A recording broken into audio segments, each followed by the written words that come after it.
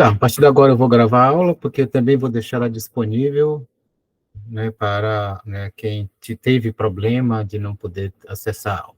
E aí também na próxima aula, próxima segunda-feira, as dúvidas dessa aula também a gente abre um espaço, né, na aula para a gente discutir algumas dúvidas que possam ter ficado da aula, tá? Então vamos lá. Então, o que nós vamos falar hoje, né, sobre a comunicação neural, né, e neurotransmissores, né?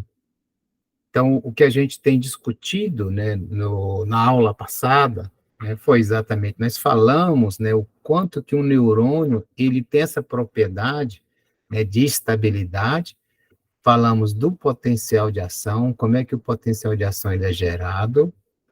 A gente não chegou a falar ainda da condução, eu vou voltar a falar agora sobre a condução. E aí, na maior parte da aula de hoje, nós vamos falar sobre transmissão sináptica, tanto a transmissão elétrica como química, né? E vamos discutir um pouco a questão da integração e da plasticidade, mas aí nós vamos falar, inclusive, dos circuitos neurais. Então, a gente até comentou essa parte, né, na aula passada, que além dos neurônios no sistema nervoso central, nós temos o que nós chamamos de células da glia, o que são muito importantes. Até alguns anos atrás, até o final do século passado, do século XX, as células da glia eram consideradas como células que tinham um papel quase que exclusivamente só de dar sustentação aos neurônios.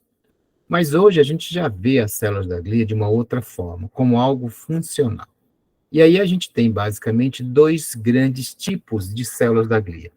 Nós temos os oligodendrócitos e as células de Schwann. Os oligodendrócitos e as células de Schwann nada mais são do que células da glia que vão promover, né, um encapsulamento do axônio. Então, isso aqui é um axônio de um neurônio, e aqui a gente vê, então isso aqui é a célula, então aqui eu tenho o núcleo da célula, e o que ocorre é que essa membrana da célula, ela vai fazer assim, inovelando o axônio. Então, este processo de novelamento que ocorre faz com que toda essa região aqui, que tem essa região que está em azul, ela fica isolada eletricamente. Por quê? Porque isso aqui, né, a membrana da célula, veja que eu tenho tanto essa membrana como essa, e ela está formando, né, um invólucro ao redor do axônio. Então, isso faz com que haja um isolamento elétrico. Aqui nós vemos também muito mais claramente, então, essa parte aqui, ela está coberta. Esse aqui é o corpo da célula, né? Aqui no caso é um oligodendrócito, e esse aqui é o caso da célula de Schwann. Então, o oligodendrócito, a célula ela emite, né, ramificações, né, e ela vai juntar aqui, vai cobrir todo o axônio. E nessas regiões aqui, eu não tenho, né, o isolamento. Então, esta parte aqui, ela faz parte desta célula, da célula do oligodendrócito. Já esta parte aqui, ela faz parte de uma outra célula que estaria aqui, né, estaria mandando as ramificações para esses axônios. Então, veja que aqui no caso, eu tenho uma única célula mandando, né, conexões para fazer isto que nós chamamos de bainha de mielina para vários axônios de células diferentes. Aqui, no caso, nós já temos uma coisa diferente. Então, isso aqui, os oligodendrócitos, eles estão presentes no sistema nervoso central. Então, isso faz, os oligodendrócitos, faz com que os axônios sejam mielinizados. Então, isso aqui seria a bainha de mielina que está cobrindo o axônio, está isolando o axônio. Aqui, por outro lado, eu tenho, isso aqui tudo é uma célula, né, que nós chamamos célula de Schwann, que isso está isolando axônio, né, do sistema nervoso periférico, ou seja, do sistema nervoso sensorial ou do sistema motor, como nós vamos ver lá na frente. Então, aqui eu tenho uma célula de Schwann, aqui eu tenho uma outra célula de Schwann, aqui eu tenho uma outra célula de Schwann, e assim sucessivamente. Então, isso nós chamamos de bainha de mielina. Veja que aqui eu tenho o núcleo da célula, a célula está aqui. Aqui é só a terminação. né? Então, existe essa diferenciação desses dois tipos de célula. Mas ambos têm a mesma função de fazer o isolamento, né, do axônio, e o isolamento, né, elétrico. Então, aqui não tem isolamento, então aqui eu posso ter, né, canais iônicos, posso ter potencial de ação, mas aqui eu não tenho. Outro tipo de célula que é muito importante são os astrócitos, né? Os astrócitos, ele tem, então aqui eu tenho um axônio, ou desculpa, eu tenho um neurônio, isso aqui é o corpo do neurônio, aqui é o axônio mielinizado, e aqui eu tenho os astrócitos. Os astrócitos, ele tem essas ramificações.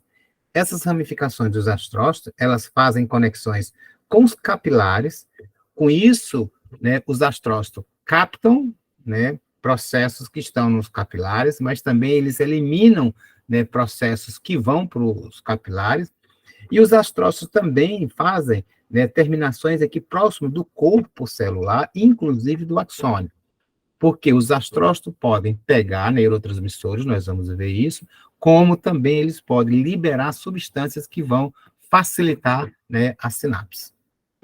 Então, e essas células hoje nós sabemos que são importantíssimas no funcionamento. Se eu tiver ausência ou morte dessas células, dos oligodendrócitos ou das células de Schwann, o que eu vou provocar é uma deficiência na transmissão neural. Existe, né, o que nós chamamos de doença desmielinizante. Por exemplo, existe doença desmielinizante exclusivamente, né, dessas células de Schwann, que essas células morrem e aí há uma perda da baía de mielina e por isso o sistema motor não tem uma eficácia e às vezes também o sistema sensorial. Então, o que a gente tem, né, uma coisa importante é ver, eu vou ter a geração do potencial de ação, então, por exemplo, aqui no caso de um reflexo, em que eu tenho o estímulo, eu tenho aqui o martelo neurológico, ele vai fazer a percussão aqui eu tenho uma ampliação do processo, então aqui eu tenho o músculo aqui eu tenho um tendão, o tendão passa por cima daqui da patela e se fixa neste osso. Então, aqui, né, fica como se fosse formando uma alavanca. Então, o que eu faço com o martelo neurológico é fazer a percussão aqui. Quando eu faço a percussão, isso faz com que haja um movimento para esse sentido, com isso promove o estiramento do músculo. O estiramento do músculo vai provocar a ativação dos fusos musculares, que gera potencial de ação, e eles se propagam aqui pelo axônio até fazer a conexão. Então, está aqui, né, a propagação do potencial de ação. Então, é como se eu tivesse o potencial de ação, potencial de membrana menos 70, inverte a polaridade, e isso vai ponto a ponto se propagando, né, ao longo, né, do axônio. Então, o que a gente viu essas propriedades, né? Primeiro, o que nós vamos ter uma coisa importante, é falar do potencial local.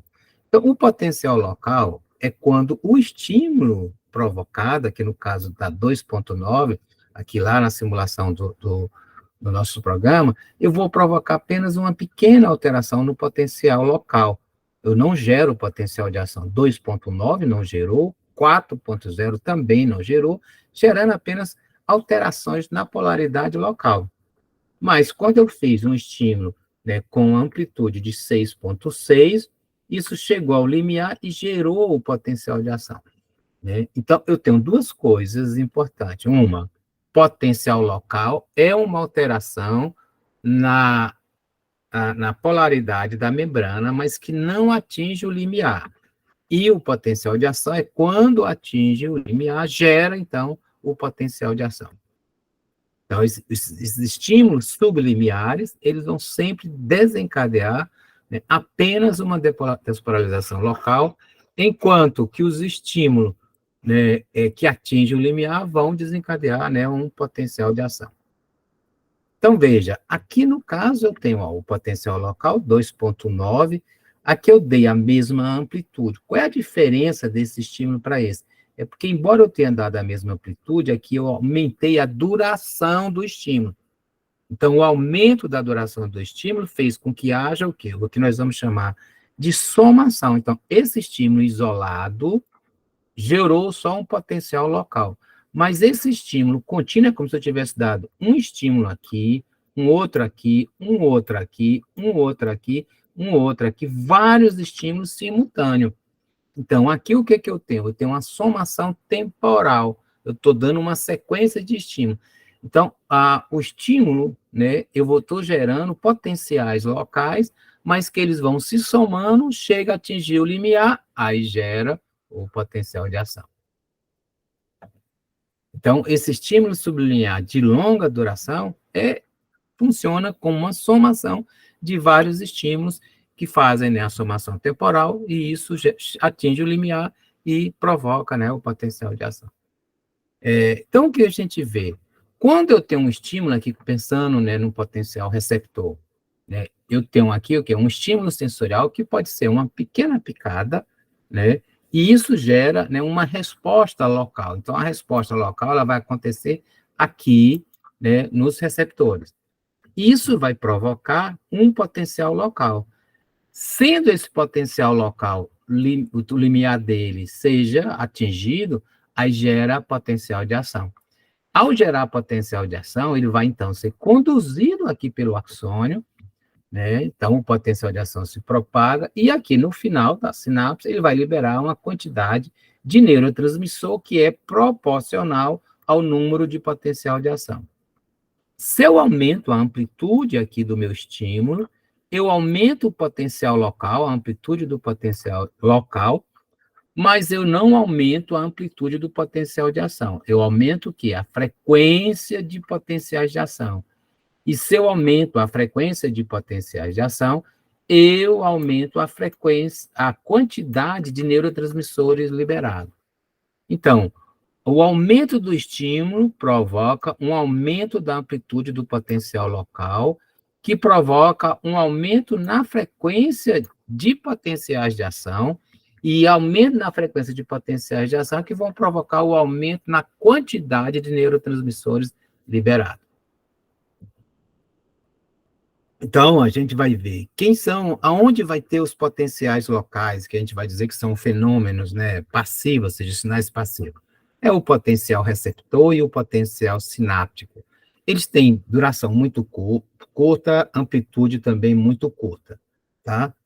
Eles podem serem somados, né? Se eles acontecerem um imediatamente do outro, vários muito próximos, pode haver a somação. Né? Já o potencial de ação, que ele tem a capacidade de se propagar, ele é largo, né? Então aqui vai ser de 10 a 110, né, milivolt em termos de amplitude, ele é breve, né, de 1 a 10 milissegundos, ele tem a questão de tudo ou nada, ele vai ser mais ou menos semelhante, mas ele acontece. Chegou o limiar, ele ocorre. Né? E o potencial local, ele pode ser tanto uma hiperpolarização, ou seja, ficar mais distante do limiar, ou uma despolarização, ficar mais próximo do limiar. E é claro, a gente tem diferentes potenciais de ação, né? Então, aqui, veja, eu tenho aqui olha como esse neurônio aqui dispara, né? Chegou o limiar, disparou 1, 2, 3, 4, 5, 6. Já esse aqui, ó, chegou o limiar, ele fez prrr.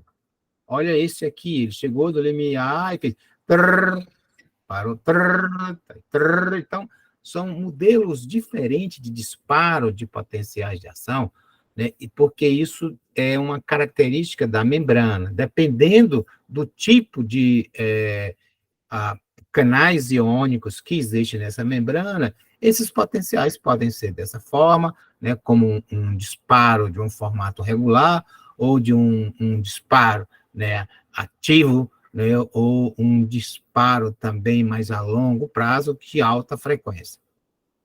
Aqui, por exemplo, a gente tem um disparo tônico, né, 2 disparos tônicos aqui, um disparo fásico, né, que são diferentes, né, modelos, né, de disparo de potenciais de ação.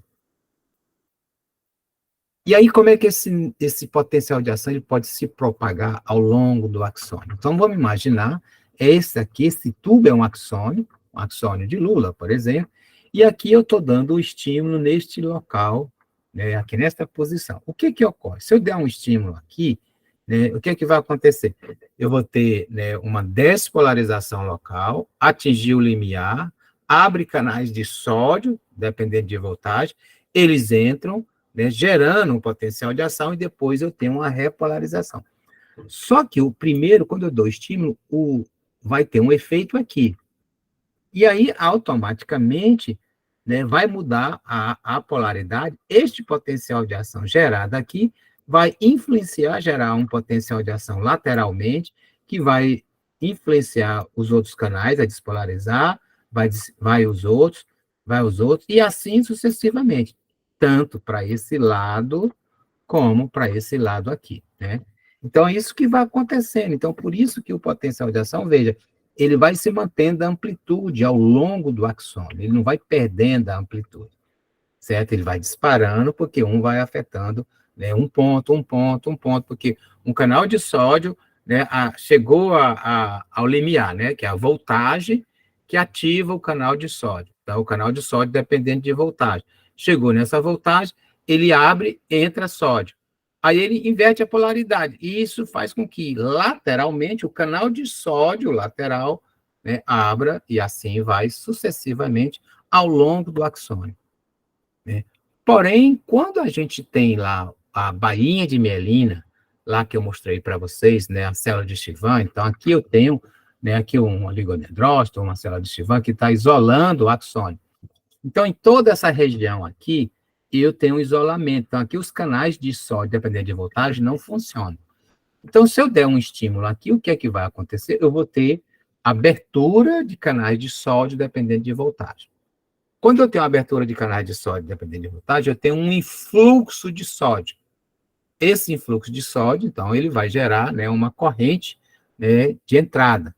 Se ele gera uma corrente, ele vai gerar um campo elétrico. Então, esse campo elétrico é que vai interferir, né, porque um campo elétrico ele interfere à distância, né, nos canais de sódio que estão lá no outro nó do Ranvier. Então, aqui eu gerei fluxo de sódio, gera o campo elétrico consegue atingir essa região, esses canais abrem, entra sódio, gera um novo campo elétrico agora aqui, que chega a atingir esta região, o novo nó de Ranvier, e aí, então, né, abre de novo. Então, veja, nesta condição aqui, ela é contínua, eu tenho que abrir canal por canal. Aqui, olha, veja, o que vai interferir não é o canal que está aqui do lado, é um canal que está à distância. Porque o campo elétrico, eu posso fazer interferência à distância. Então, isso faz com que a velocidade de propagação do potencial de ação na condição que tem bainha de mielina, ou seja, nos axônios mielinizados, seja muito mais rápida, porque ela é saltatória. O potencial de ação só ocorre aqui e ocorre aqui. Né? Isso por indução eletromagnética. E a indução eletromagnética ela é quase que instantânea. Então, isso faz com que haja, né, uma velocidade de propagação muito rápida. Então, eu tenho duas coisas, né? Estabilidade, né, potencial local, né, potencial de ação, eu tenho condução, a mielínica, quando essa propagação do potencial de ação ela é ponto a ponto, ela é lenta, e a condução, né, mielínica, que quando ela é saltatória, ela só ocorre nos nódulos de Ranvier, porque o axônio está isolado, né, com a bainha de mielina. Então, vamos ver agora, né, a questão da sinapse. Né, como é que a gente pode estudar a sinapse? Então, né, o que a gente vai ter, né, isso aqui, né, eu tenho meu neurônio aqui, meu corpo celular, e aqui meu axônio, e na terminação do axônio, ele vai fazer conexões com outras terminações de outros neurônios, do qual eu vou chamar de sinapse. E agora, o que nós vamos estudar aqui são essas sinapses. Então, vejamos aqui uma situação em que eu tenho, né, aqui do reflexo patelar novamente. Eu ativo aqui os receptores, as terminações desse axônio, ele vai fazer sinapses aqui, isso aqui volta e ativa o músculo. Então, veja, aqui nas terminações desse axônio, né, eu vou ter potencial receptor, que são potenciais locais. Neste axônio aqui, do neurônio sensorial, eu vou ter potencial de ação que vai se propagar de uma forma saltatória pelos nódulos de Ranvier. Quando chega aqui no final da terminação do axônio, ele vai liberar neurotransmissor, então isso aqui é um neurônio sensorial, ele libera neurotransmissor e o neurotransmissor vai gerar potenciais sinápticos aqui para gerar potencial de ação nessa região. E aqui eu tenho um neurônio motor. E esse potencial de ação, então, ele se propaga, aqui ele libera novamente neurotransmissor, e esse neurotransmissor vai agir sobre o músculo, né, gerando uma contração muscular. Então, veja, aqui no caso eu tenho duas sinapses, né? A sinapse do neurônio sensorial para o neurônio motor e a sinapse do neurônio motor para, né, o músculo. E essa sinapse, né, é claro que a gente pode falar de uma forma de organização geral, né, dois modelos. Eu tenho um sistema que vai do córtex para a periferia, que é esse que eu chamo do eixo neural motor, e eu tenho outro que vem da periferia para o córtex, que é o eixo somatosensorial, que está trazendo informação sensorial. Esse eixo aqui é um eixo que vai ativar o músculo. Então, desse neurônio que está aqui no córtex, ele vai se propagar. Alguns deles vão direto para esse neurônio aqui, que é o neurônio motor. Esse neurônio motor, ele se liga diretamente aqui ao músculo e vai promover a contração muscular. Mas eles fazem sinapse também com várias regiões aqui do núcleo da base, do tronco cerebral, do cerebelo, etc. Isso a gente vai ver na aula motora, na aula sobre motricidade. E a parte sensorial, eu tenho as terminações na minha pele, no músculo, nas minhas articulações. Tudo isso gera, né, os seus axônios, neurônios, eles vão fazer sinapses, alguns na medula, outros no tronco cerebral, fazer sinapses também no tálamo, até chegar aqui nas áreas somatosensoriais ou somaestésica, que é onde a gente vai poder ter a capacidade de perceber se tem dor, se como é que está a posição do braço, se está frio e etc. Então, olhando essa sinapse, né, quais são as propriedades, né, gerais dessa sinapse? Né? Então, primeira coisa que nós vamos ver. Então, eu vou ter sempre, né, vamos falar aqui, o neurônio, né, o outro neurônio. Então, esse neurônio aqui é o neurônio que a gente vai chamar aqui de neurônio pré-sináptico. Então, o neurônio pré-sináptico é o neurônio que vai enviar informação, né, dessa região para esta região. E o neurônio pós-sináptico é o neurônio que está recebendo. Tá? Que eu vou chamar esse espaço aqui de sinapse. Então, veja, eu tenho um potencial de ação, esse potencial de ação ele vai se propagar e vai provocar alguma modificação nesse neurônio pós-sináptico. Né? Então, aqui eu tenho as terminações do axônios que vão se conectar com os dendritos do neurônio pós-sináptico. E aí eu tenho dois tipos de sinapses importantes. O primeiro tipo de sinapse é esse que nós chamamos, né, de sinapse química. Porque no neurônio pré-sináptico, o potencial de ação se propaga, vem até aqui, aqui ele promove a abertura de um canal de cálcio, entra cálcio, o cálcio vai ativar essas vesículas sinápticas, que se aproximam aqui da membrana e vão liberar substâncias químicas que nós chamamos de neurotransmissores. Então, aqui eu tenho, entre o neurônio pré-sináptico e o neurônio pós-sináptico, uma área que eu chamo de fenda sináptica, que no caso de uma sinapse química, ela tem aproximadamente um distanciamento de 200 a 300 angstrom. E aqui na membrana, né, no terminal pós-sináptico, eu vou ter os receptores nos quais esse neurotransmissor ele vai se ligar.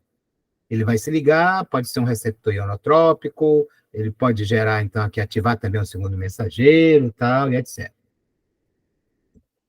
Um outro tipo de sinapse, que são as sinapses elétricas, o potencial de ação aqui, ele não vai gerar a liberação de neurotransmissor, mas ele vai ser possível passar, porque aqui eu tenho uma junção intercelular, uma junção comunicante entre as duas células, no caso, dois neurônios. Essa, né, junção, ela tem a junção ela é muito baixa, né, ela é muito pequena, de 20 a 40 angstrom, lá era 200 angstrom, né, 10 vezes mais, e passa, o potencial de ação passa direto. As sinapses, né, elétricas, elas são, por exemplo, estão muito presentes nas células musculares cardíacas, né, como o potencial de ação de uma célula muscular cardíaca passa para outra, é através de uma sinapse elétrica. No sistema nervoso central, a gente tem algumas sinapses elétricas, mas as principais são as sinapses químicas. Então, aqui a gente está as duas, né? A sinapse química e a sinapse elétrica. Qual é a diferença entre um? Aqui na fenda sináptica é muito grande, aqui eu tenho a junção, né? Eles estão conectados por canais iônicos, e o que ocorre assim, é que nesta sinapse química eu tenho o que eu chamo de retardo sináptico, porque eu tenho tempo de liberação de neurotransmissor até a ativação do terminal pós-sináptico. Enquanto aqui é quase que instantâneo, né? Ou seja, o retardo sináptico é muito pequeno. Então, está aqui a forma, né? Então, eu tenho essas junções, aqui seria a sinapse elétrica, e aqui seria, né?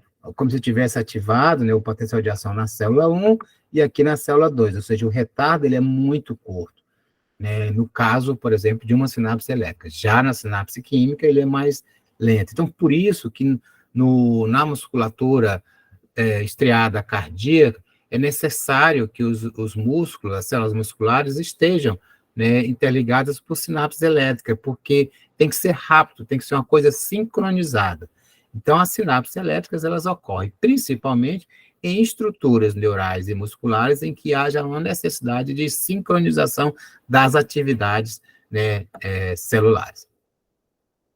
Aqui nessa tabela a gente vê as características, né? Ou seja, a gente tem, né, aqui a elétrica e a química, aqui a distância entre a membrana pré e pós-sináptica, aqui eu não estou falando de âmbito, estou falando de nanômetro, né? Aqui a continuidade na sinapse elétrica, ela é contínua, na química não é. Os componentes estruturais aqui são os canais das junções comunicantes, aqui são as vesículas, né, pré-sinápticas e as zonas ativas, ou seja, os receptores pós-sinápticos. Aqui o agente de transmissão é uma corrente iônica, né, que passa de uma célula para outra, e aqui é o transmissor químico, ou seja, a substância química. Aqui eu tenho o retardo sináptico praticamente ausente, e aqui o retardo sináptico de 0,3 ou até 5 milissegundos.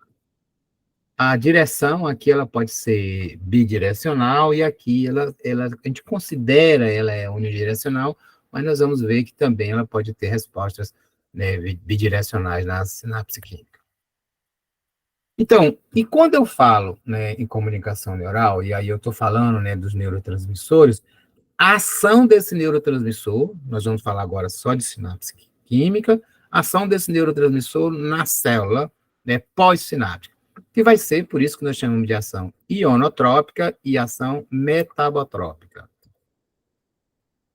Então, quando a gente fala de ação ionotrópica, é porque o neurotransmissor, ao ser liberado e se ligar aos receptores na membrana pós-sináptica, ele vai promover uma alteração na membrana, uma alteração no potencial de membrana, da célula pós-sináptica.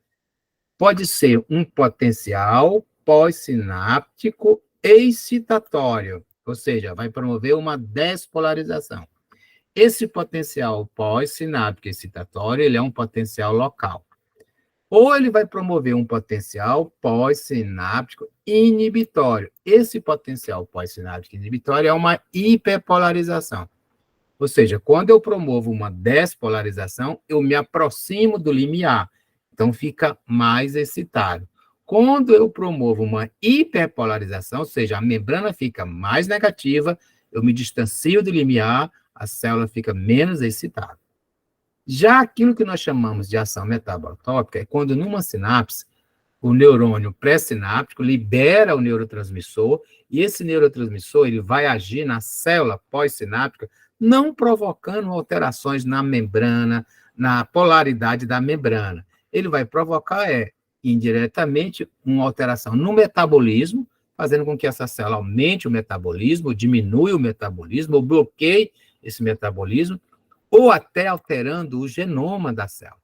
Pode ser que esse neurotransmissor ele entre na célula e promova uma cascata de reação que a resposta final seja a expressão de um gene. E esse gene vai promover, por exemplo, a expressão de uma proteína, né? Ou seja, um fenômeno bastante complexo.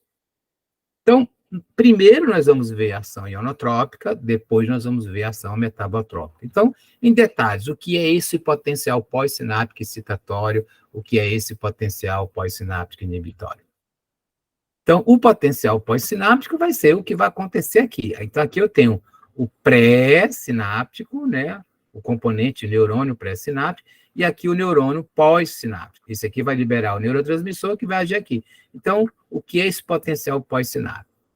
Então, primeiro nós vamos ver aqui, né, o que eu vou falar. Quando eu falo do potencial pós-sináptico excitatório, eu estou falando de uma sinapse excitatória.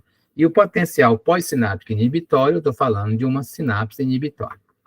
Então, o neurônio pré-sináptico, eles são iguais, né? O neurônio pré-sináptico é igual. Então, o que eu vou ter, o potencial de ação se propaga. Quando o potencial de ação se propagando aqui, vem para cá, chega aqui até o final, vai provocar a liberação do neurotransmissor. E esse neurotransmissor, ele vai se ligar a receptores pós-sinápticos, que são proteínas transmembrana, eles mudam a conformação e permite um influxo, por exemplo, de sódio. Se eu entro sódio na célula, isso vai promover o quê? Uma despolarização. Essa despolarização é o que nós chamamos de potencial pós-sináptico excitatório, que é um potencial local, ok? Já neste caso aqui, né, esse neurônio, ele vai aqui, ó, chega aqui, né, ele vai liberar o neurotransmissor, esse neurotransmissor vai se ligar a um receptor, e se esse receptor for uma proteína transmembrana, que seja um canal de cloro, ele muda a conformação e permite um influxo de cloro. Como o cloro tem carga negativa, a célula vai ficar mais negativa. Então, isso vai provocar o quê? Uma hiperpolarização. Então, está se distanciando do limiar. Aqui, no caso, promove uma despolarização, ficou mais próxima do limiar. Então, isso aqui é um potencial pós-sináptico excitatório. Aqui eu vou ter o potencial pós-sináptico inibitório, porque ele hiperpolariza, se distanciando do limiar, aqui ele despolariza, se aproximando do limiar. Lembrando que o potencial pós-sináptico é sempre, né, um potencial local. Se ele é um potencial local, o que é que vai acontecer? Imagine se eu tenho no neurônio anterior, aqui é o neurônio, aqui, isso aqui seria, né, o neurônio, né, pós-sináptico, e aqui eu tenho o neurônio pré-sináptico. Então, aqui eu estou medindo no neurônio pós-sináptico. Então, se eu der um estímulo, né, imagine, aqui é no tempo, eu dou o primeiro estímulo A1, gera um potencial pós-sináptico excitatório, então ele despolariza, não atinge o limiar, e aí ele repolariza, volta ao padrão, né, volta ao que estava em repouso. Aí eu dou um outro estímulo, então o estímulo foi aqui, eu dou outro estímulo, gerou, ó, despolarizou, mas não atingiu o limiar. Porém, imagine agora eu vou dar esses estímulos não com essa distância aqui, tem um tempo X, eu vou deixar eles muito próximos. Então, o que que ocorre? Deu o primeiro estímulo A1, o estímulo aqui, provocou a despolarização, e antes de repolarizar, eu já estou dando o segundo estímulo. Aí, então, a despolarização, veja que aqui eu dei o estímulo, despolarizou, quando eu dei o estímulo, ele começou daqui, só que agora ele vai começar daqui, como se eu estivesse dando ele aqui. Então, a despolarização vem para cá, se soma, atingiu o limiar, gerou o potencial de ação. Então, veja, eu tenho uma somação, né? Então, a somação desses dois potenciais sublimiares atinge o limiar, né? Então, isso provoca, né, a geração de um potencial de ação, porque esses dois estímulos foram muito próximos um do outro. Aqui a gente está falando da sinapse, né? Então, veja que eu quero chamar a atenção. Isso aqui é um desenho, aqui é baseado numa microfotografia, e aqui nas terminações do axônio, dos dendritos, a gente tem esses espinhos aqui, né? Então, nesses espinhos que a gente chama também de espícula, tem essas coisas. Isso aqui que eu tenho, isso aqui significa que esse aqui vai ser uma sinapse, quando está em vermelho, uma sinapse excitatória, e aqui em azul são sinapses inibitórias. Então, tem espículas diferentes.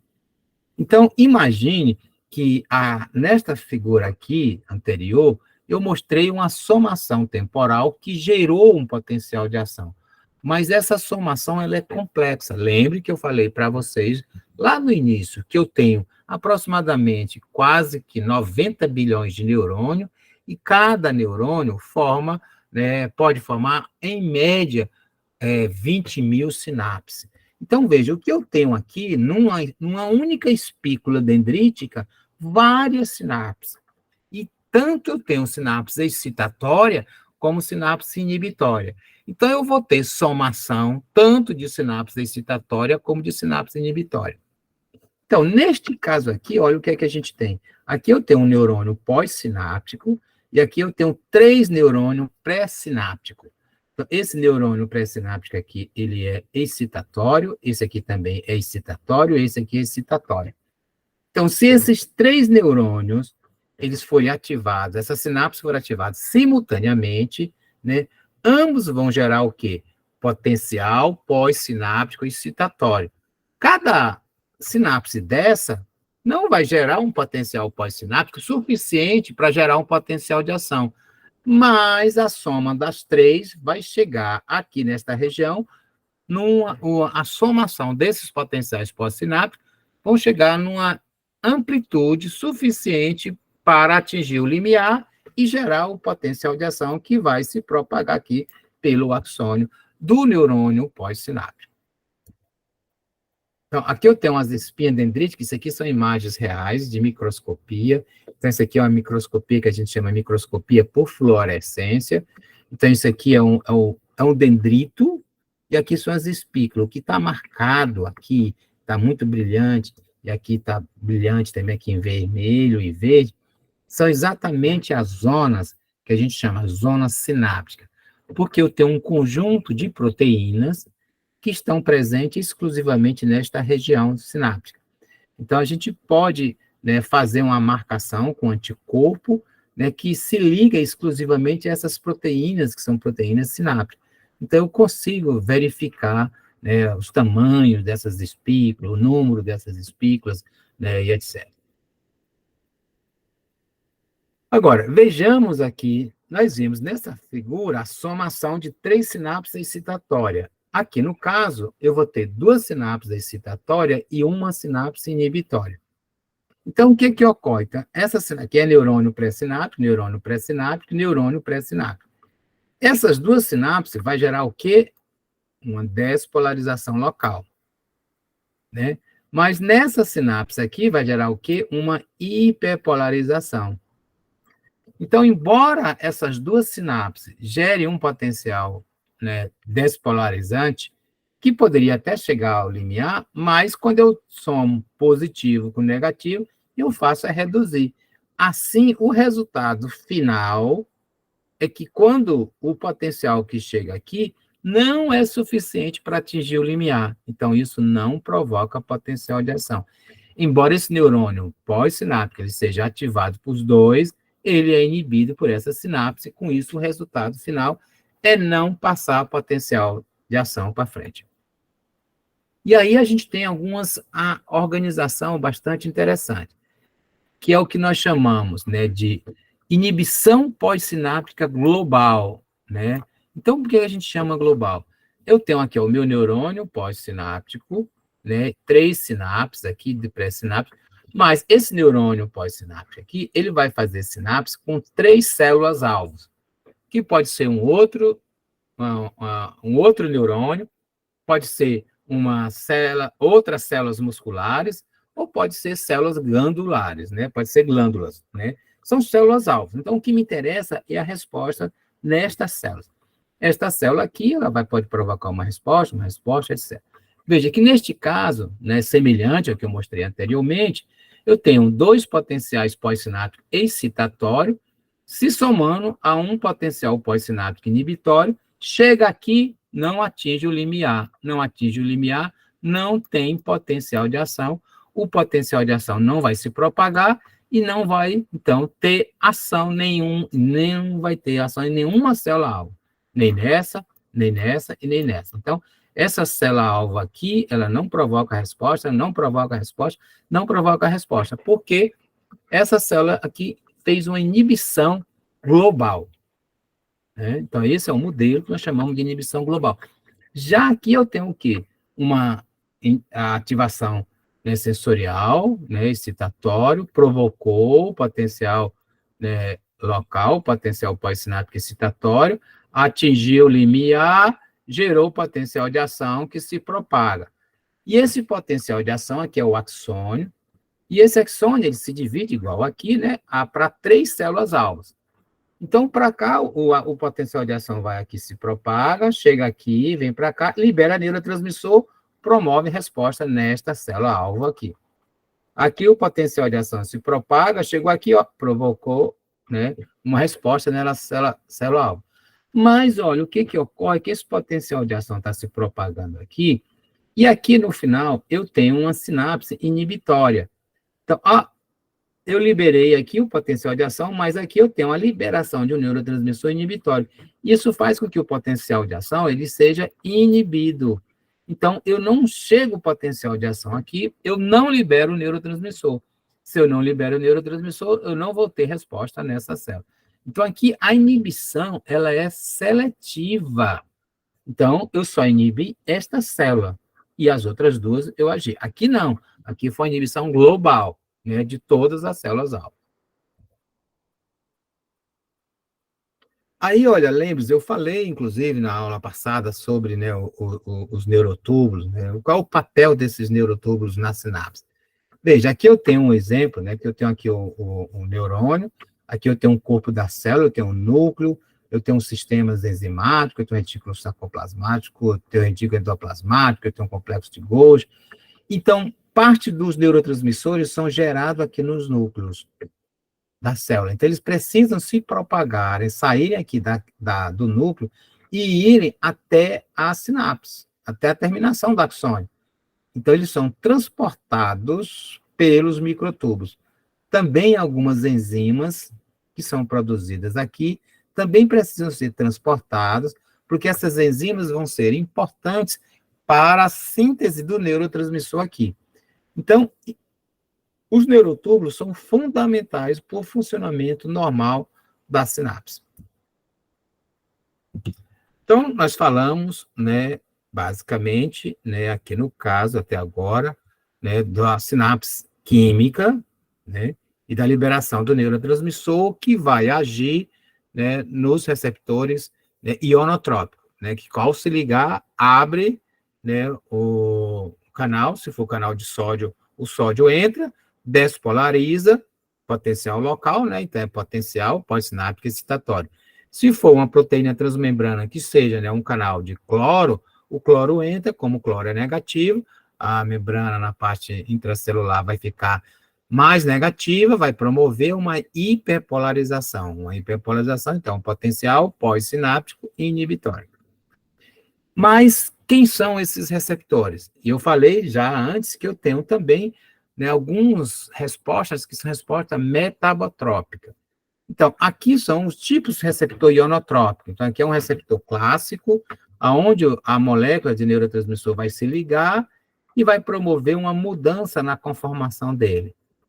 Já o metabotópico, o neurotransmissor se liga, então ele não vai estar relacionado com um canal iônico, mas sim com um complexo de proteína G, de adenilciclase e tal. Vamos ver como funciona cada um. Veja, aqui eu tenho o receptor para acetilcolina. A acetilcolina, ela é uma substância que, por exemplo, ela age em vários locais. Ela é o neurotransmissor de várias condições. A acetilcolina é o neurotransmissor do neurônio motor para o músculo. Então, quando libera a acetilcolina, ativa o músculo. A acetilcolina, ela é também o neurotransmissor liberado pelo nervo vago, que quando ela age sobre o coração, esse nervo vago vai fazer sinapse sobre o coração, vai promover uma inibição da atividade cardíaca, e a acetilcolina também age, né, no sistema nervoso central. Então, existem 2 tipos de receptores de proteína transmembrana, no qual, né, a acetilcolina pode se ligar. Então, eu tenho um tipo de receptor que eu chamo receptor nicotínico, que está muito presente no músculo estriado esquelético. Ele é chamado de receptor nicotínico porque ele responde à molécula de nicotina também, tá? E o que ele faz aqui, quando a acetilcolina é liberada na músculo estriado esqueleto, promove um potencial pós-sináptico excitatório. Então, aqui, ela o receptor nicotínico faz com que a acetilcolina seja excitatória. Já no receptor muscarínico, o que vai acontecer é que, no caso, né, aqui, ele não é um receptor, né, iônico, né? Ele vai alterar o metabolismo da célula. Ele vai alterar os níveis de cálcio e fazer com que a célula cardíaca, né, se contraia com menos força. Então, aqui no caso do receptor muscarínico, ele vai ser inibitório. Então, veja, eu tenho o mesmo neurotransmissor, e esse mesmo neurotransmissor ele pode ser excitatório ou inibitório, no caso, o receptor da acetilcolina. E quem faz a diferença, quem vai determinar se essa sinapse é inibitória ou excitatória, é o tipo de receptor, não é o neurotransmissor. Então, o mais importante para definir se uma sinapse é excitatória ou inibitória é o neurotransmissor, é o receptor e não o neurotransmissor, ok? Então, só repetindo, eu tenho o que determina se uma sinapse vai ser inibitória ou excitatória é o receptor, é a resposta que esse receptor, né, que a junção do neurotransmissor com o receptor vai provocar na célula, se é uma resposta excitatória ou inibitória. No caso da acetilcolina, ela é excitatória, a sinapse vai ser excitatória quando o receptor na membrana pós-sináptica for um receptor tipo nicotínico, que vai gerar, né, uma despolarização. Porém, quando o receptor pós-sináptico for muscarínico, que na sinapse, né, da acetilcolina, vai promover uma alteração no metabolismo, diminuindo a atividade, por exemplo, das células musculares cardíacas. Então, neste caso, né, uma sinapse inibitória. Então, aqui seria, né, um exemplo, né, da sinapse da acetilcolina, né? Então, eu tenho como é que ela vai ser produzida? Na verdade, a partir da glicose que eu produzo o piruvato, né, na mitocôndria vai gerar aqui a acetilcolina, acetilcoenzima A, acetilcoenzima A se junta com a colina, né, e aí ela vai ser submetida, né, aqui por essa enzima, acetilcolina transferase, gerando uma molécula de acetilcolina, né? Então, isso aqui, essa molécula, ela vai ser guardada aqui na membrana da vesícula sináptica e quando chega o potencial de ação, ela libera essa substância. E a acetilcolina aqui, né, na fenda sináptica, ela vai ser degradada pela acetilcolinesterase, cujo o subproduto dessa degradação da acetilcolina pela acetilcolinesterase vai ser o acetato e a colina. A colina ela vai ser recuperada novamente e o acetato vai para a circulação sanguínea excretada pelo rim. Aqui já é um receptor bastante complexo, que a gente chama receptor de glutamato. O glutamato é o principal neurotransmissor, né, excitatório. Então, o que a gente vê aqui é a parte extracelular e a parte intracelular, que dá membrana, e isso aqui é a proteína, né, transmembrana. Então, eu tenho parte da proteína que está no extracelular e a parte no intracelular, ela tem um canal, é um canal que permite tanto a passagem de sódio como de cálcio, sendo que esse canal, geralmente, em condições de repouso, ele está bloqueado por uma molécula de magnésio, então aqui eu tenho um sítio de magnésio que bloqueia, então não permite o influxo nem de sódio nem de cálcio, mas quando o glutamato se liga ao seu receptor, libera esse magnésio e com isso você tem, né, um influxo de sódio e de cálcio. Os receptores, ou seja, essas proteínas transmembrana no neurônio pós-sináptico, eles têm uma função que é importante, que nós chamamos de adaptação de receptores. Então, em algumas condições, quando esses receptores eles são muito ativados, né, o que ocorre? Porque são proteínas transmembrana, então há um processo de invaginação dessa proteína, e essa proteína é metabolizada, e com isso diminui os receptores né, aqui na membrana. Veja, isso é o que ocorre, por exemplo, no caso da insulina, né? Vocês provavelmente já ouviram falar. O paciente diabético, ele tem resistência à insulina, então ele produz insulina. O que ocorre? É que ao longo da vida, né, durante a infância, durante a adolescência, o indivíduo ingere muita quantidade de carboidrato, com isso ele forçosamente ele eleva os níveis de glicose no sangue. Se ele eleva o nível de glicose vai estimular o pâncreas a produzir muita insulina.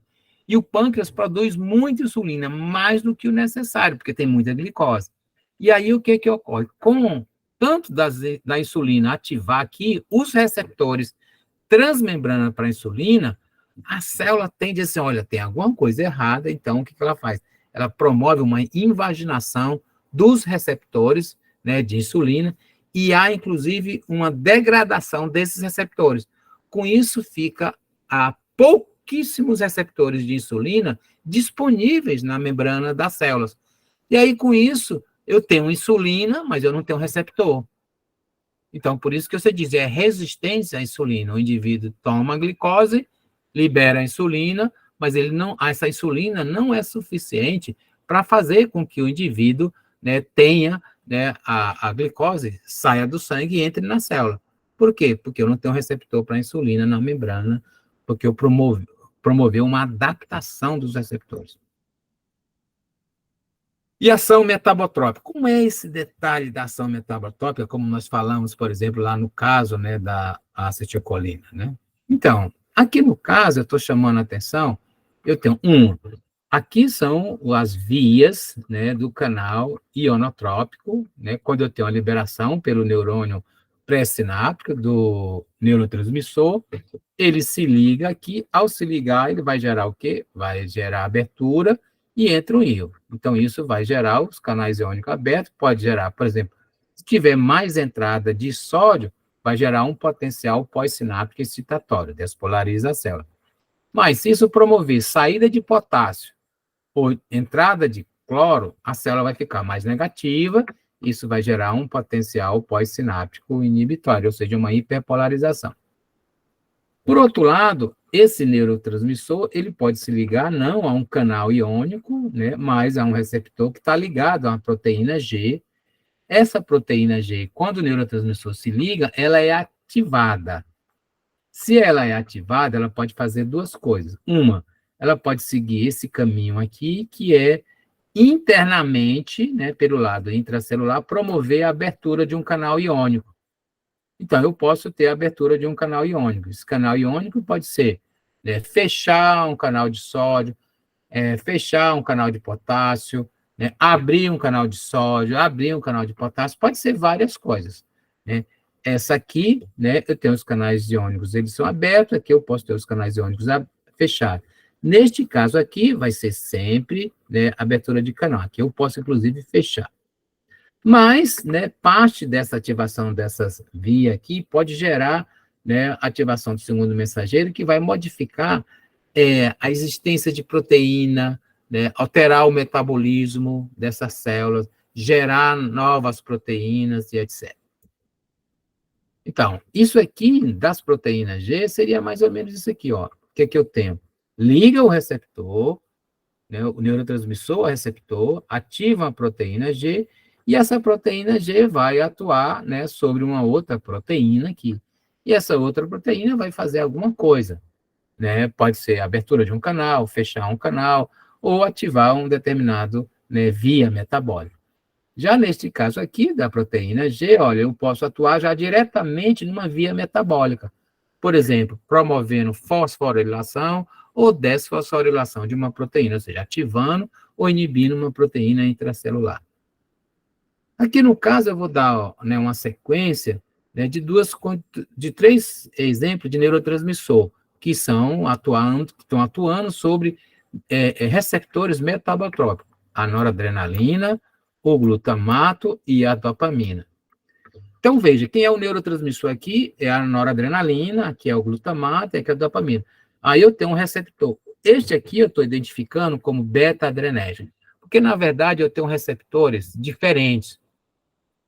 Eu tenho para noradrenalina, pode ser receptor alfa, pode ser alfa 1, alfa 2, beta, beta 1, beta 2. Para o glutamato também, aqui é o M-glutamato. Eu tenho vários tipos de receptores para o glutamato. A dopamina, aqui está D2, mas eu tenho diversos tipos de dopamina. Por exemplo, eu tenho o que a gente chama de família de D1 e família de D2, como receptor para dopamina. Quando é a família D1, é excitatório, quando é D2, é inibitório. E aí, aqui, esse receptor está ligado a uma proteína G. Aqui é tipo uma proteína G tipo A, aqui é uma proteína G tipo Q, aqui é uma proteína G tipo I. Então, quando essas proteínas aqui elas são ativadas, o que é que ela faz? Então, aqui no caso, essa proteína G liga o neurotransmissor ao receptor, o receptor ativa essa proteína G, tipo A, que ativa a adenilciclase. Então, a adenilciclase é uma enzima, né? Ciclase, ela vai quebrar o adenil, né? Então, é uma proteína efetora. Isso vai fazer com que haja, né, a formação de AMP cíclico, esse Czinho aqui é de ciclo. Então, esse AMP cíclico, né, ele vai ser, então, o que eu vou chamar de segundo mensageiro. E esse AMP cíclico, ele vai agir promovendo, né, uma ativação das proteínas quinase tipo A. E essas proteínas quinase tipo A, elas vão promover uma fosforilação de proteínas. Elas vão promover a ativação dessas proteínas. Já que no caso, né, quando eu tenho um glutamato, se liga esse tipo de receptor, ele vai ativar esse tipo de proteína G tipo Q, que vai ativar uma fosfolipase tipo C. Aqui era adenilciclase, aqui é a fosfolipase. Quem vai ser o segundo mensageiro não é o AMP cíclico, vai ser o diacilglicerol e o inositol P3, né, o IP3, que é o inositol. Então, veja, essa ativação aqui desse segundo mensageiro ativa as proteínas quinase tipo C. O inositol, quando ele é ativado, que vai ser o segundo mensageiro, vai promover uma liberação de cálcio, né, dos retículos sarcoplasmáticos e etc. São cálcios que estão armazenados, né, tamponados dentro do citoplasma. Isso promove um aumento da fosforilação proteica e uma ativação de proteínas que se ligam ao cálcio. Essa ativação de proteínas que se ligam ao cálcio, essas proteínas, quando elas se ligam ao cálcio, elas podem entrar no núcleo das células e serem ativadores do gene, promovendo, né, ativação gênica. Agora, veja que aqui a dopamina, quando ela se liga a esse receptor de dopamina D2, né, e aí ela vai ativar essa proteína GI, é uma proteína inibitória, ela vai inibir a adenilciclase. Olha, se eu tenho a inibição da adenilciclase, eu vou diminuir a concentração do AMP cíclico, por isso que é inibitório. Então, o AMP cíclico, como segundo mensageiro, então, não vai agir mais sobre as proteínas quinase A. Se eu não tenho ativação das proteínas quinase A, eu vou ter uma redução da fosforilação das proteínas, uma redução da ativação proteica nesse neurônio.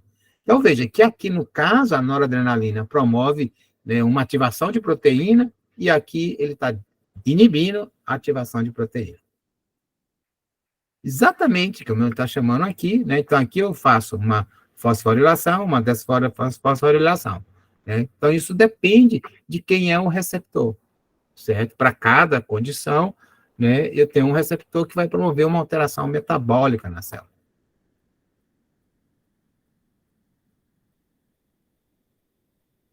E aí, como é que a gente vê a ação no genoma? Então, está aqui, ó. Eu posso ter aqui o neurotransmissor que se liga ao receptor, né, vai atuar sobre a proteína G, essa proteína G ativa, né, a adenilciclase. A adenilciclase aqui promove um aumento do MP cíclico, o aumento do MP cíclico promove uma ativação das proteínas quinase tipo A. Essa proteína quinase tipo A, ela pode entrar no núcleo e agir aqui sobre essa região, que é a região promotora, né? Nessa região promotora vai o quê? Ativar um gene qualquer que vai promover a transcrição, é RNA, esse RNA mensageiro ele vem para cá e aqui vai promover a translação e a síntese de novas proteínas. O cálcio, né, quando ele entra na célula, ele tem também a capacidade de ativar a proteína, né, quinase tipo 4, né, calmodulina, tudo isso aqui funciona também como ativadores aqui dessa região promotora dos genes. Aqui, no caso, olha, ativa, né? Aqui é uma proteína que nasce tipo MAP, né? Que vem para dentro da célula, se liga aqui, ó, ativa, transcrição, RNA mensageiro e síntese. Muitas vezes, essa proteína aqui sintetizada pode ser, inclusive, receptores para membranas. Né? Ou seja, uma célula pode, numa sinapse, quando libera o neurotransmissor, ele acaba provocando que a célula pós-sináptica promova a formação de novas proteínas que são receptores. Então, isso vai fazer com que a célula fique mais excitável ainda. Nós vamos ver que isso, inclusive, é um mecanismo importante na formação, né, de memórias. Tá, e quem são, né, os neurotransmissores, né? Que a gente conhece, os principais neurotransmissores, né? Então, a liberação dos neurotransmissores em si. Então, está aqui no neurônio pré-sináptico, né? Aqui eu tenho aqui a minha terminação, aqui eu tenho muita mitocôndria, porque isso aqui é muito ativo, o potencial de ação se propaga. Eu tenho uma vesícula sináptica, dentro da vesícula sináptica tem neurotransmissores. Eu tenho esse canal de cálcio dependendo de voltagem, então aqui na hora que essa voltagem aqui inverte, isso ativa e vai liberar o neurotransmissor. No neurônio pós-sináptico, o que eu vou ter, né, exatamente os receptores pós-sinápticos. Para liberar essas vesículas, né, então o que ela tem? Elas têm essas proteínas, elas se juntam, elas se fundem com a membrana pré-sináptica e liberam o neurotransmissor. Após essa fusão, esse acréscimo aqui, depois ele vai ter uma endocitose e o sistema vai formar, vai reutilizar essa membrana para formar novas vesículas. Para que essa vesícula se aproxime, se funda com a membrana aqui, eu tenho um conjunto de proteínas que a gente chama complexo de receptores de proteínas sinápticas, SNARE, do inglês. Então, são várias proteínas, e essas proteínas aqui, elas são fundamentais. Se elas forem, né, tiverem alguma danificação, tal, né, pode levar, né, a uma ineficiência dessa sinapse. E os neurotransmissores em si? Aqui a gente tem alguns grupos, né, que a gente chama de neurotransmissores. Esses neurotransmissores, eles vão obrigatoriamente promover potenciais de ação, e o que a gente chama de neuromoduladores, também são neurotransmissores, mas neuromoduladores, é quando eles vão agir nos receptores, né, metabotrópicos. Então, esse aqui é receptores ionotrópicos, esse aqui é metabotrópico. Tem vários tipos, né? Acetilcolina, adrenina, glutamato, dopamina, histamina e etc. Então, vamos falar de uma forma direta. O que a gente tem? Primeiro, as aminas biogênicas. Então, as aminas biogênicas, nós temos várias. A dopamina é uma amina biogênica, a noradrenalina é uma amina biogênica, e a adrenalina é uma amina biogênica, certo? Então, o que vai ter é que eu tenho aqui a tirosina, né, que é aqui um aminoácido, ele vai ser transformado em L-dopa, a L-dopa é transformada em dopamina, a dopamina ela pode, né, ser guardada, né, aqui, se tiver uma enzima, ela é transformada em noradrenalina, se tiver outra enzima, ela é transformada em adrenalina. Vejamos o que ocorre. Já a serotonina é um outro aminoácido, triptofano, que vai ser degradado até chegar a serotonina. Então, veja, eu tenho aqui a produção, guardei a serotonina. A serotonina pode agir no receptor pós-sináptico, né, do neurônio pós-sináptico, mas também eu tenho aquilo que a gente chama de autorreceptor. Esses autorreceptores é que quando, né, o neurotransmissor ele é muito liberado, ele se liga a esses autorreceptores, né, na membrana pré-sináptica, e a ação deles vai ser diminuir a liberação. É um processo, né, de retroalimentação para não permitir. Tá? Então, veja, né, que aí, no caso, a gente tem, né, um autocontrole desse processo. Há também esta região aqui, que isso aqui é um transportador, é uma proteína transmembrana que pega a serotonina que está aqui e põe de novo para a célula, né, para ser reutilizada. Então, isso tudo são mecanismos de retroalimentação. Já o GABA, né, ele vem do glutamato, né, que é o aminoácido original, e aí isso vai ser transformado, né, no GABA, no ácido, né, amínico butírico, e aí o glutamato, ele é produzido dentro da célula, armazenado, ele libera, ele vai agir sobre os receptores, né, pós-sináptico, que no caso é um receptor inibitório, ou no receptor pré-sináptico, ou ele pode ser, né, transportado para novamente ser reutilizado. Mas veja, olha, o glutamato também, ele pode ser captado pelas células da glia, pelo astrócito. Então, essa sinapse aqui, ela é modulada pelos astrócitos. Então, veja, aí no caso, a função astrocitária importante, né, no controle sináptico. Já o glutamato também, ele vem para cá, é produzido dentro da célula, guarda na vesícula, liberado, pode agir em receptor pós-sináptico ionotrópico ou receptor pós-sináptico metabrotópico. E no receptor, né, de pré-sináptico, né, que é pós-sináptico, esse aqui é pré-sináptico, que são altos receptores para modular a liberação dele. Também eu tenho um transportador que capta o glutamato e põe de novo e guarda para ser reutilizado. Veja, os astrócitos também, né, modulam aqui essa sinapse, porque eles podem captar o glutamato. Então, se eu tenho uma sinapse glutamatérgica, uma sinapse excitatória, né, e eu tenho muita ativação dos astrócitos, dessas células da glia, então eu vou disponibilizar menos o glutamato aqui, então essa célula vai reduzir a sua potência. Aqui no caso da acetilcolina, né, a liberação aqui da acetilcolina ela vai ser sintetizada, guardada aqui na vesícula, liberada, ela vai agir sobre os receptores pós-sinápticos, né, mas ela não tem receptor pré-sináptico. O que ela tem é a acetilcolinesterase, que é uma enzima que quebra, né, a acetilcolina em ácido acético e colina. A acetilcolina, ela está principalmente nos receptores musculares. E existe um conjunto de substâncias que a gente chama de inibidor de acetilcolinesterase, que é esse inibidor dessa enzima aqui. Muitos desses inibidores, eles são usados, né, como, né, agentes para bloquear a ação muscular. Por exemplo, o gaisarin, quando ele é usado, por exemplo, isso promove, por exemplo, a pessoa morre, né, com a parada respiratória, né? Isso foi usado na Guerra do Vietnã e às vezes são usados, né, em alguns ataques terroristas.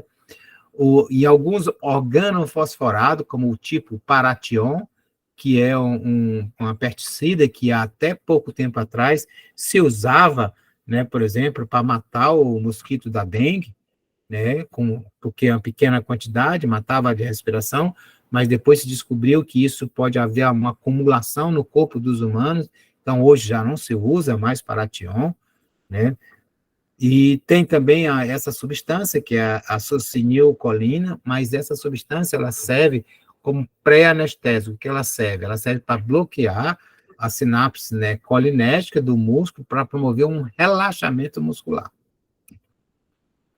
Há também outros tipos de neurotransmissor, um deles que é importante, que é esse aqui, que é a orexina.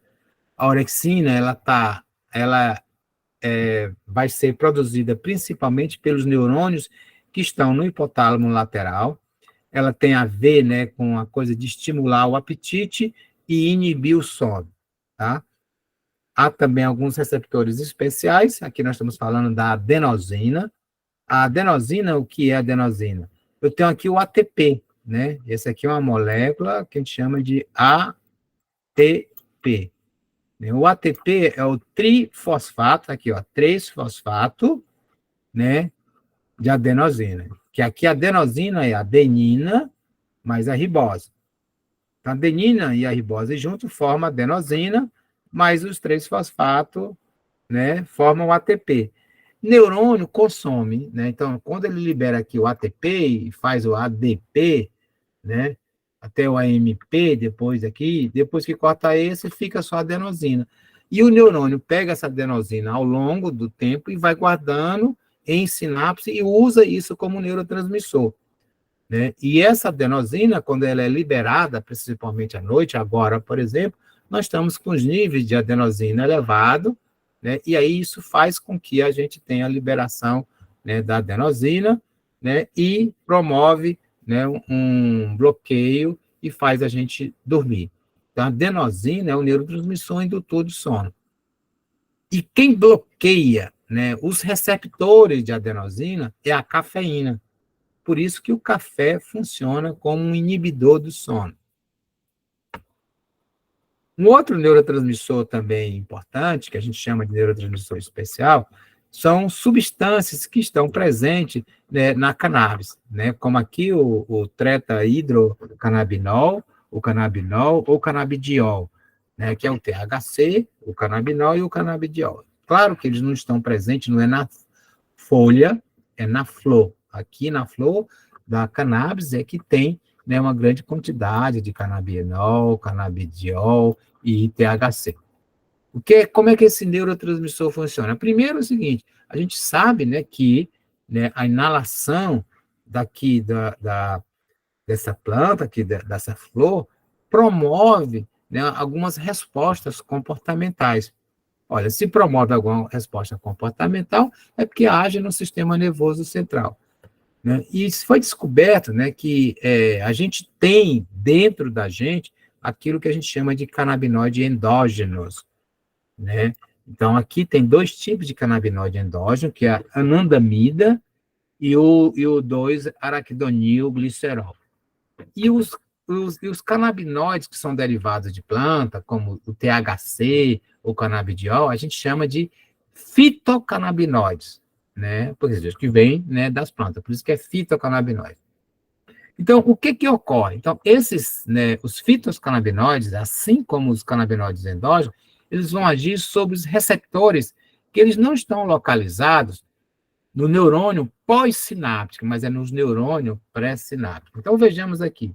Aqui é o exemplo, eu tenho aqui um neurônio pré-sináptico, aqui eu tenho um neurotransmissor, esse neurotransmissor é liberado, ele vai agir aqui sobre esse neurônio. Quando ele é muito liberado, eu tenho uma grande ação de neurotransmissor nesses receptores, isso vai promover um aumento da concentração de cálcio intracelular, e esse aumento de cálcio aqui, ele vai promover uma ativação da formação dos precursores dos canabinoides endógenos no neurônio pós-sináptico.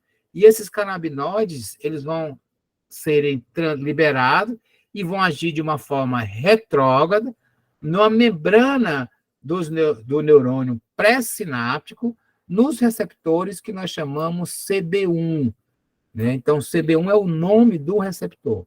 Então, o que ocorre? Então, os canabinoides endógenos, eles têm uma função de promover uma inibição de uma sinapse quando essa sinapse está muito ativa. Então, se eu tenho uma hiperativação de uma sinapse, o neurônio pós-sináptico produz endocannabinoides e libera esses endocannabinoides, e esse endocannabinoides vai agir nos receptores CB1 do neurônio pré-sináptico, inibindo a liberação de neurotransmissor. Então, o endocannabinoide ele serve para, né, controlar, modular a sinapse. E o que faz os fitocannabinoides? Exatamente isso. Só que eles fazem de uma forma generalizada, né? Por isso que os fitocannabinoides, geralmente eles têm uma ação, por exemplo, né, inibindo a ansiedade. Né? Então, ao inibir a ansiedade, por quê? Porque eles inibem as sinapses inibitórias. Uma outra situação, por exemplo, por que os canabinoides funcionam nas epilepsias? Porque, na verdade, a epilepsia é uma hiperativação sináptica. E aí, os endocannabinoides não são suficientes para inibir essa sinapse. Mas aí, se eu aumento a concentração utilizando fitocannabinoides, eles vão se ligar a esses receptores e vão inibir, né, a liberação, né, dos neurotransmissores, diminuindo a função sináptica, então diminuindo, por exemplo, a possibilidade de desenvolver crises epilépticas. Então, eu tenho esse mecanismo, né, de retroalimentação. Essa retroalimentação, ela é importante, né, para ter a formação né, dessa sinapse e a informação dela, né, no mecanismo, né, de aprendizagem, porque eu posso ter bloqueio, eu posso ter facilitação, né, sináptica. Agora, uma coisa importante é esse fenômeno que nós chamamos de LTP. LTP é de Long Term Potentiation, ou potenciação de longo prazo. Lembre-se que eu falei, quando eu tenho aqui uma sinapse inicial, quando eu libero um neurotransmissor, ela vai agir sobre os receptores, aqui, por exemplo, são receptores ionotrópicos, promove, então, o que? Potenciais pós-sinápticos. Então, aqui eu tenho uma amplitude desse potencial pós-sináptico aqui, as somatórias dele. Mas se eu aumento muito a liberação desse neurotransmissor, ele pode promover, né, um aumento na concentração de cálcio, e isso promover maior síntese de receptores. Então, aqui nessa condição inicial, eu tinha três receptores. Vamos dar o exemplo dessa forma.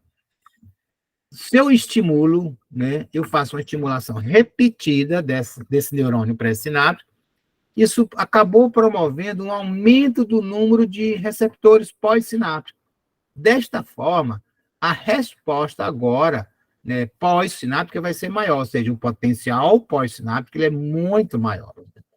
Então, isso, né, tem a ver, ou seja, quanto mais eu uso determinado circuito, mais esse circuito fica facilitado. Então, este é o processo, né, é a base neurofisiológica da aprendizagem ou da memória. Né? Então, por isso que quando eu faço uma repetição, principalmente da memória motora, eu vou, né, aumentar o número de receptores e vou facilitar aquela sinapse. Né? E essa facilitação, ela depende, né, de vários fatores. Né? Por exemplo, a gente sabe que, por exemplo, esse fator aqui, que a gente chama o BNDF, né, que é o Brain Developed Neural Factor, né, um fator que está relacionado com o desenvolvimento cerebral, ele é importante. Então, veja o que ocorre. Né? Eu posso pegar aqui um dendrito e ver aqui o número, né, de espícula que tem, e cada espícula dessa é importante.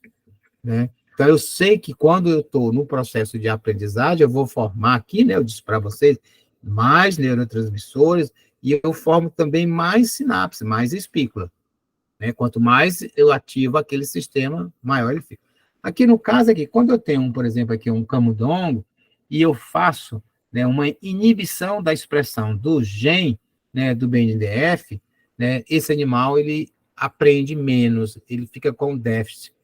Né, sugeriram claramente que o processo de aprendizagem depende, né, de modificação sináptica. Por último, né, eu quero chamar a atenção que muitas vezes, né, os neurotransmissores não são liberados só um. Então, aqui eu posso ter, né, um neurônio, ele libera mais de um neurotransmissor, e também eu tenho os neurotransmissores que vêm, né, da retrógradamente. Então, a gente sempre tem que prestar atenção a isso. A gente, quando fala didaticamente, que eu tenho liberação de neurotransmissor, mas eu posso liberar mais de um neurotransmissor. E para a gente, né, finalizar a nossa aula, eu vou falar brevemente aqui dos circuitos neurais, né, para vocês. Então, eu tenho dois tipos de circuitos, aqueles que eu chamo de circuitos longos e circuitos curtos. Os circuitos curtos, basicamente, são circuitos GABAérgicos e de glicinas e das endorfinas, que são circuitos inibitórios, e os circuitos, né, glutamatérgicos, que é o glutamato, que são circuitos excitatórios. Já os circuitos longos são os circuitos dopaminérgicos, noradrenalina, serotonina, acetilcolina, histamina e orexina. Então, vejamos aqui, né, esses circuitos, né, ou seja, vão formar as vias, né, neurais. Então, a gente diz, né, que eu vou formar essas vias neurais, o que é que eu tenho? Eu vou ter aquilo, né, que eu vou chamar, né, que é a conexão. Então, a gente trabalha com esse termo, conectomas, que é o estudo, né, desses diversos, né, possíveis, né, conexões no sistema nervoso central. Então, a dopamina, o que a gente tem da dopamina? Olha, eu tenho um conjunto de neurônios, os neurônios, os corpos dos neurônios, estão localizados lá no tronco cerebral. Então, esse aqui é um cérebro, né? Então, esse aqui é o córtex, aqui é o cerebelo e aqui é o tronco cerebral, né? Então, essa região aqui que a gente chama de mesencéfalo, aqui é o diencéfalo, e essa região aqui é o telencéfalo. Então, aqui nesta região, eu tenho um conjunto de neurônios que eu chamo de substância negra, né? Então, essa é a região do mesencéfalo, e aqui é o núcleo mesencefálico. Eu tenho neurônios que produzem dopaminas, eles se projetam para o cerebelo, para a medula espinhal, mas se projetam também para essa região aqui, o núcleo accumbens e o núcleo caudado, né? E se projetam também para o córtex, né? Então, esta é a via. Veja que os neurônios são poucos, estão localizados, mas eles se projetam difusamente, né, para o cérebro. O mesmo jeito a gente vê aqui na acetilcolina, basicamente a gente tem aqui nesses núcleos, né, do mesencéfalo, aqui no núcleo do prosencéfalo, e eles se projetam para todo o córtex.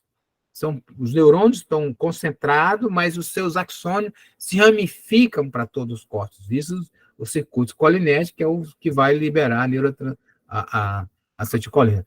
Aqui a gente tem um exemplo, né, de projeções colinérgicas, aqui para o hipocampo, essa região aqui, ela se projeta tanto para cá, como ela recebe projeções de lá. E esse aqui, o hipocampo, é uma área muito responsável pela memória. Então, esses neurônios, por exemplo, que são produtores das acetilcolinas, são eles que são, quando eles são degenerados, quando eles morrem, durante, por exemplo, uma doença como Alzheimer, é que serão responsáveis pelo déficit de memória que um paciente com Alzheimer tem.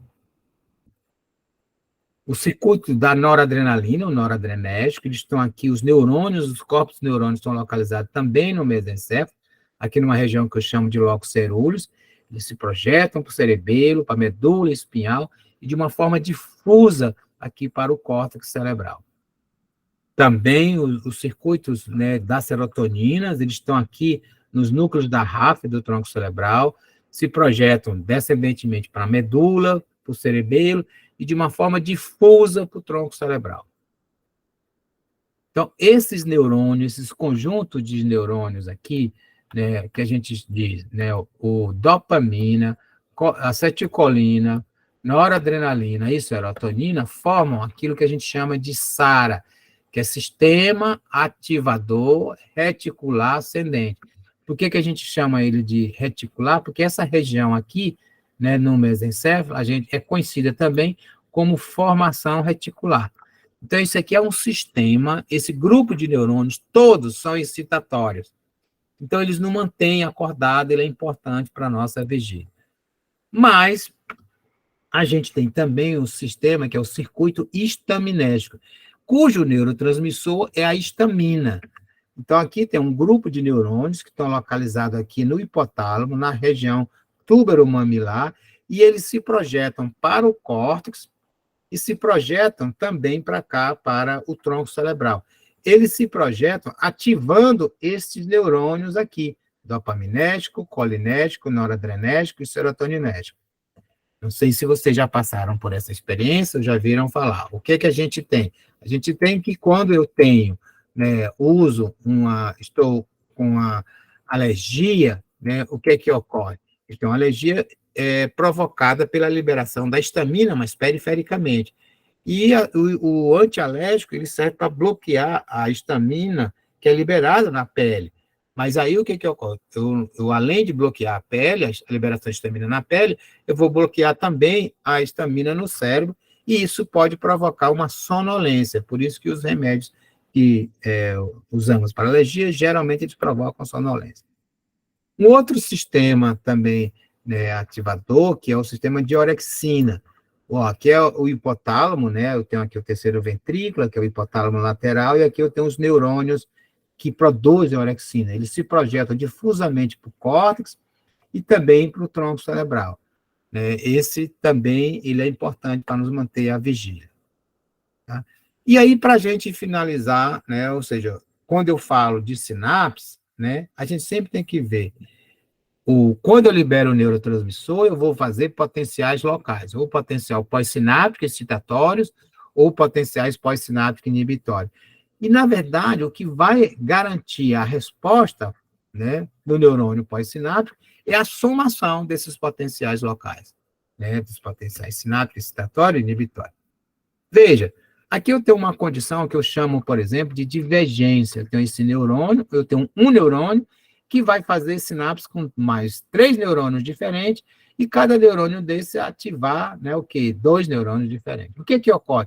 Se eu ativo esse neurônio, a minha resposta vai ser em quanto? 2, 4, 6, 7 neurônios. Então, veja que eu estou amplificando, né, o meu sinal. Por outro lado, aqui eu tenho um neurônio que vai fazer sinapse com esse mesmo neurônio, tenho 2 neurônios que vai fazer sinapse com esse neurônio, que vai fazer com o mesmo, e assim sucessivamente. Então, aqui eu necessito de vários neurônios para serem ativados para atuarem. Então, aqui eu tenho uma convergência, certo? Então, quando eu tenho um sistema, né, que a gente chama de sistema motor, o neurônio motor cortical ele vai promover uma divergência. Já os neurônios sensoriais, eles promovem, né, uma convergência. Então, esse tipo de integração é que vai formar padrões diferentes, que vai permitir comportamentos diferentes. Tá? Então, né, o que nós vimos hoje de sinapse, né, agora, na próxima aula, nós vamos lá para o capítulo 10, né, nós vamos agora detalhar, né, o sistema sensorial. Né? Nós vimos o potencial de ação, o potencial de membrana, vimos agora a sinapse, os neurotransmissores. Agora nós vamos ver como é que o organismo ele detecta os estímulos do ambiente, né? Como é que a gente detecta a luz, a vibração mecânica para o ar, tal, e etc. Como é que a gente detecta a temperatura, né, e etc. Tá ok? Então, gente, eu vou ficar por aqui, eu fico ainda à disposição para questões, perguntas, tá, e etc. Senão a gente nos vê na segunda-feira, né, e desejo um bom fim de semana aí a todos vocês.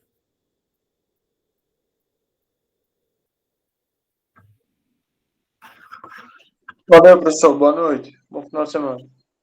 Boa noite, turma. Bom fim de semana.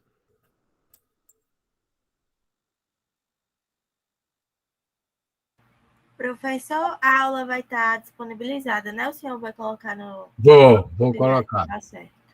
Boa noite. Ô, professor, boa noite. Boa noite, professor. Até mais. Boa noite. Só para ressaltar, tem alguns slides que o senhor mostrou aí que não estão lá disponibilizados no CIGA. Isso, é porque eu disponibilizei do semestre de um outro semestre. Eu fiz algumas Entendi. modificações, tá? Entendi, tranquilo. Por isso que ela não Sem está problema. idêntica. Tá, tranquilo. Beleza, então. Valeu.